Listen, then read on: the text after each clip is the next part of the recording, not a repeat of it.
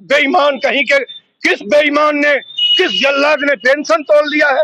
कोई बता दे, इस हिंदुस्तान की शख्सियत बता दे कि पेंशन जो पेपर 30 पैसे का मिलता था वो 57 पैसे का मिल रहा है, जो 22 पैसे का पेपर पड़ता था वो 42 पैसे का पड़ रहा है।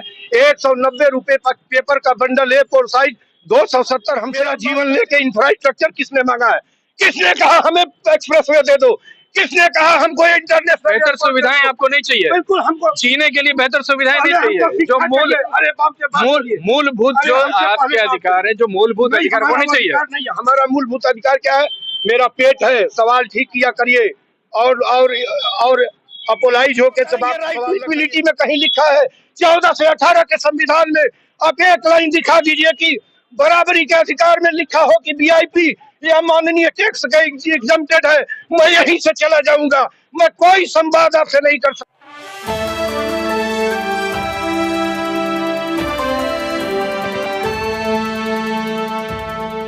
आज मेरे साथ डॉक्टर संपूर्णानंद मल है, जो कि क्रांतिकारी विचारों के धनी हैं। दिल्ली यूनिवर्सिटी से उन्होंने हिंदी में पीएचडी किया हुआ है, हिस्ट्री में पीएचडी किया हुआ है और गोरखपुर में बड़े लंबे समय से वो रह रहे हैं और यहाँ की जो भी समस्या है उसको प्रखर रूप से उठाते रहते हैं। आज उन्होंने एक मुद्दे को लेकर के आए हैं। 9 अगस्त का आज वो दिन है, जिस दिन जो है एक क्रांतिकारी दिन आज किया गया था। भारत छोड़ो आंदोलन यहीं से शुरुआत हुआ था। उसी के अवसर पर आज इन्होंने एक एजिटेशन शुरू किया है, एक मांग शुरू की है कि जो खाद्य सामग्री है जिसके ऊपर भारत सरकार ने टैक्स लगा दिया है उसको हटाया जाए, टोल टैक्स जो लगता है उसको हटाया जाए, महंगाई है उसको कम किया जाए, रियल में जो जीएसटी लगती है उसको खत्म की जाए, इस तरह की चिकित्सा में जो जीएसटी लगती है उसको खत्म किया जाए। इस तरह की कुछ एक मांगे हैं। आइए हम उन्हीं से समझने की कोशिश करते हैं क्या है उनकी मांगे और क्या वो चाहते हैं सरकार से और क्या चाहते हैं हमारे देशवासियों से। नमस्कार, आपका बहुत बहुत स्वागत है। वेलकम मीडिया को और सभी मीडिया के मेरे मित्रों और बंधुओं को। मेरी 4 मांगे स्पष्ट तौर पर हैं। महंगाई ब्रेक डाउन करें या सत्ता छोड़ दें, ये मेरी मांग है। उसमें 4 मांग जो ब्रीफ में आपको बता दूं: आटा, चावल, गेहूं, दाल, तेल, चीनी, दवा, दूध और दही पर जो टैक्स लगाया है, ये पेट है, ये प्राण है, ये जीवन है। टैक्स फौरन समाप्त कर दें, बिना विलंब समाप्त करें।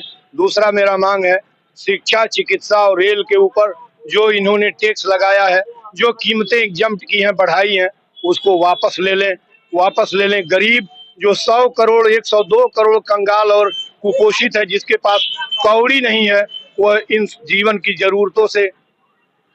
जरूरतें उनको नहीं मिल पा रही हैं। तीसरी मेरी मांग है टोल टैक्स, निजी गाड़ियों पर टोल टैक्स समाप्त कर दें। निजी गाड़ियों पर टोल टैक्स कहीं आने जाने की स्वतंत्रता के अधिकार, मौलिक अधिकार की हत्या है। चौथी मेरी मांग है कि सार्वजनिक क्षेत्र के रिटायर्ड जो कर्मचारी हैं, उनका प्राण पेंशन, कोई भोजन करने का कोई वेतन नहीं है, कोई चाय नाश्ते का भत्ता नहीं है, कोई रंगरेलियां मनाने का पैसा वेतन नहीं है। एक जवानी बर्बाद कर चुका एक कर्मचारी का, जिसकी कलाइयों में ताकत थी तब तक तुमने उससे काम ले लिया। बेईमान कहीं के, किस बेईमान ने, किस जल्लाद ने पेंशन तोड़ दिया है? कोई बता दे, इस हिंदुस्तान की शख्सियत बता दे कि पेंशन क्यों तोड़ा है? ये बेईमान कहते हैं खजाने में कमी है। किस खजाने में कमी है? पेंशन की जो बात कर रहे हैं हम, ओल्ड पेंशन स्कीम की अगर हम बात करते हैं, जिसकी आप जिक्र कर रहे हैं, मेरे ख्याल से आप ओल्ड पेंशन स्कीम ही की जिक्र कर रहे हैं। मैं वही बात कर रहा हूँ, बोले। तो ओल्ड पेंशन स्कीम बंद हुई है तो उसकी जगह पर एनपीएस उन्होंने लागू किया है। हमको मत बताइए एमपीएस की बात, हम छोड़िए, हमने बहुत एमपीएस। मैं कहता हूं कि वही एमपीएस सांसद विधायक से क्यों नहीं माइक ले जाके पूछते हैं उन लुटेरों से हिंदुस्तान के? वही एमपीएस क्यों नहीं ले लेता? क्यों उसने एक बार सांसद, 2 बार विधायक, 2 बार मंत्री, सबका जोड़ के पेंशन लेता है?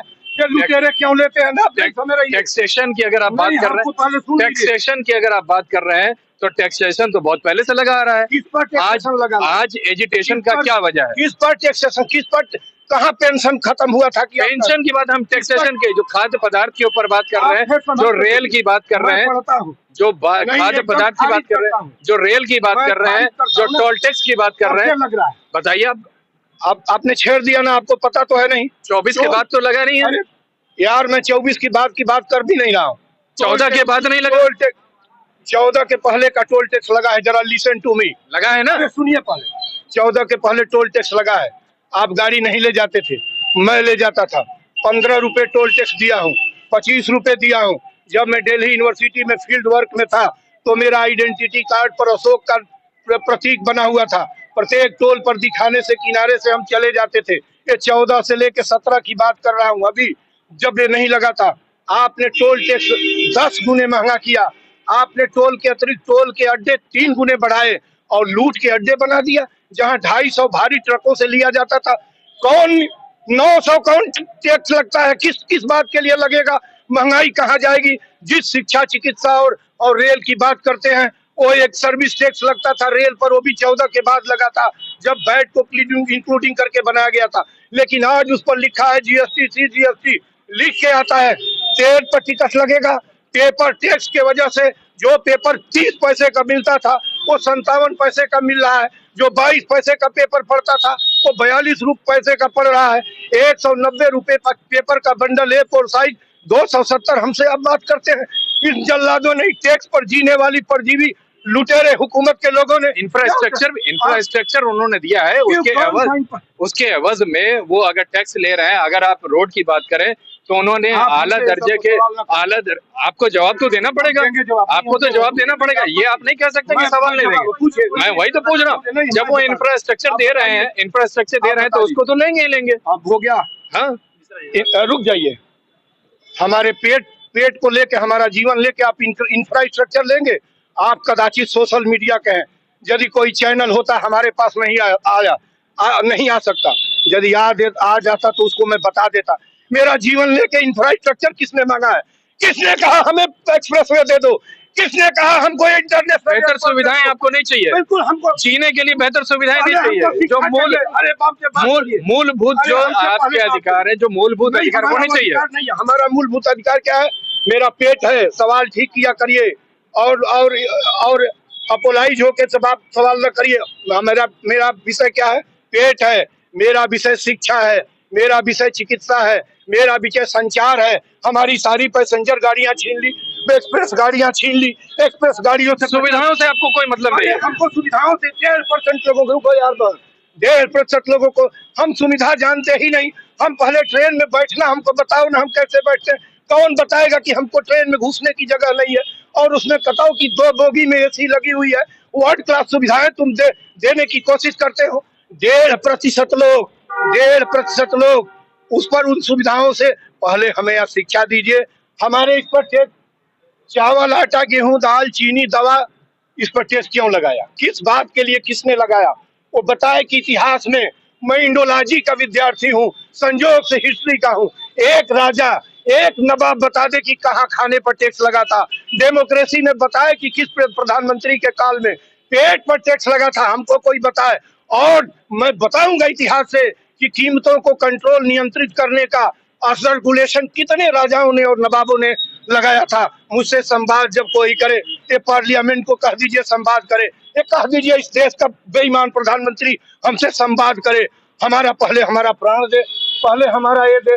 जैसे अपने चलता है, क्या इंफ्रास्ट्रक्चर उसके लिए नहीं है? Honourable president, honourable PM, honourable assemblies members और मेंबर ऑफ पार्लियामेंट, 3 डजन जो VIP हैं, इनके लिए इंफ्रास्ट्रक्चर नहीं है। इनकी गाड़ियां क्यों बिना टैक्स की जाती है? आप बताएंगे? राइट टू इक्विलिटी में कहीं लिखा है? 14 से 18 के संविधान में आप एक लाइन दिखा दीजिए कि बराबरी के अधिकार में लिखा हो कि VIP या माननीय टैक्स का एग्जम्प्टेड है। मैं यहीं से चला जाऊंगा, मैं कोई संवाद आपसे नहीं कर सकता। ऐसे बेसरे सवाल हमसे मत करिए। मुझे 4 मांगे लेनी है। आपको मैंने नटसेल में बता दिया, खाने पर टैक्स। आपने मैंने बताया कि शिक्षा, चिकित्सा, रेल फ्री करे, एक समान करे। चंद लोगों के, मुट्ठी भर लोगों के लड़के DPS और दूर में और हार्वर्ड में पढ़ेंगे और हमारा लड़का अब मिड डे मील के गड़े सले चावल खिलाए हुए स्कूलों में पढ़ेगा। कहते हो संविधान हम लागू किए हैं, संविधान को तुम निगल लिए हो। तीसरी बात, हमारी गाड़ियों पर, निजी गाड़ियों पर टोल टैक्स। अरे बेईमान, जब इतना टैक्स लगा दोगे, हमको इतने टैक्स के बंदिशों में बांध दोगे, हम जिंदा कैसे रहेंगे? इस तुम्हारे टैक्स के राज से अच्छा है कि तुम जर्मनी के हिटलर जैसे गैस का चेंबर पोलैंड और ऑस्ट्रिया के बॉर्डर पर एक्सटर्मिनेशन कैंप बनवा दो। एक्सटर्मिनेशन कैंप बनवा के जैसे यहूदियों को डाला गया था, जब इसको डाला गया था वैसे डाल दो, हम 102 करोड़, हमारे पास एक पैसे नहीं, बड़े मुश्किल से कर्ज में 80% गाड़ियां किसी ने खरीदी है। मीडियम और लोअर मीडियम के घरों का आदमी तेल भराता है। जब आपको तो सुविधाएं चाहिए नहीं तो गाड़ी क्यों खरीदा? फिर बात करते हैं, मैं बोला ना इंफ्रास्ट्रक्चर से आपको मतलब नहीं है, आपको सिर्फ दिक्कत है कि टैक्सेशन बढ़ रहा है, बिल्कुल टैक्स लग रहा है, तो क्यों सुविधाएं आप ले रहे हैं? क्यों गाड़ी आप ले रहे हैं? लोन पर क्यों ले रहे हैं? लोन पर आप टैक्स दे रहे हैं, लोन पर आप इंटरेस्ट दे रहे हैं। लीजिए, 2001 में दिसंबर में मैं गाड़ी लिया था, आपका एक एक लाइन बता दूं। हम आपकी बात नहीं कर रहे हैं, आपके जो विचारधारा है मैं उसकी बात कर रहा हूँ। विचारधारा पर ही चल रहा हूँ, आप सवाल उल्टा सीधा कर रहे हैं। 2001 में जब मैं गाड़ी बोले कि हमको इंफ्रास्ट्रक्चर से मतलब नहीं, हमको टैक्स कम करो, तो आप क्यों इंफ्रास्ट्रक्चर की डिमांड, क्यों सुविधाएं ले रहे हैं? कौन सुविधा ले रहे हैं बोलिए? आपने गाड़ी को, आपने बोला ना 2001 में गाड़ी लिया था आपने, वो क्या है, गाड़ी क्या है पहले बोलिए? गाड़ी आपकी सुविधाएं के लिए, ट्रांसपोर्टेशन के लिए। मैंने बोला ना कि 80% लोगों के पास गाड़ी रखने वाले 80%, आप चुप रहिए, 80% लोगों के पास ऐसे लोग हैं जो किसी तरीके से अपनी जरूरतों को पूरा करने के लिए उन्होंने एक गाड़ी ली है और कर्ज पर ली है। आपने तेल 50 रुपए का 100 रुपया लिया, वन टाइम रोड टैक्स ले लिया, वन टाइम रोड टैक्स भी आपने के ले लिया। जब रोड आप हमारी सड़क पर गाड़ी जाती है तो आप लेते हैं, और हमें पहले हमारी बेसिक नीड दे दीजिए, तब हमें इंफ्रास्ट्रक्चर की बात बताइए। चलिए मेरा तो यहाँ पर डॉक्टर संपूर्णानंद मल जी का कहना है, जिन्हें पूर्वांचल गांधी के लक़ब दिया गया है, उनका साफ यहाँ पे ये कहना है कि मूलभूत सुविधाएं जो है उस पर टैक्सेशन हटना चाहिए, उसके बाद इंफ्रास्ट्रक्चर आ गया है। इनका सीधा सीधा ये कहना है कि इंफ्रास्ट्रक्चर से अभी फिलहाल हमको कोई लेना देना नहीं है। इंफ्रास्ट्रक्चर होती है तो वो वीआईपीज के लिए है, उनके ऊपर जो आप लगाइए। दूसरी बात, इनका जो ओपीएस के लिए मांग है, इनका साफ कहना है कि एमपीज और एमएलए जो कि अगर 2 बार और 3 बार बनते हैं तो 2 बार और 3 बार वो पेंशन लेते हैं, और जबकि एक राज्य कर्मचारी या केंद्र कर्मचारी है वो अपनी जिंदगी का 33 साल पूरा करता है, उसके बाद भी 2005 के बाद से उसका ओल्ड पेंशन को खत्म कर करके नई पेंशन में लाया गया है। नई पेंशन क्या है मालूम नहीं, किसी को उसमें पैसे मिल रहे हैं, किसी को नहीं मिल रहे हैं। ये पेंशन वही है कि जो बुढ़ापे में उनके लिए साथ देता है, उनका जीवन यापन के लिए होता है। तीसरा, इनका शिक्षा और उसके ऊपर, मेडिकल के ऊपर है कि उसको भी जो दवाइयां हैं या जो चिकित्सा सुविधाएं हैं वो टैक्सेशन फ्री होनी चाहिए। ये मूलभूत सिद्धांतों की बात कर रहे हैं, मूलभूत चीजों पे टैक्सेशन को हटाने की बात करते हैं। मैं मोहम्मद यूसुफ, गोरखपुर से EN डेली के लिए।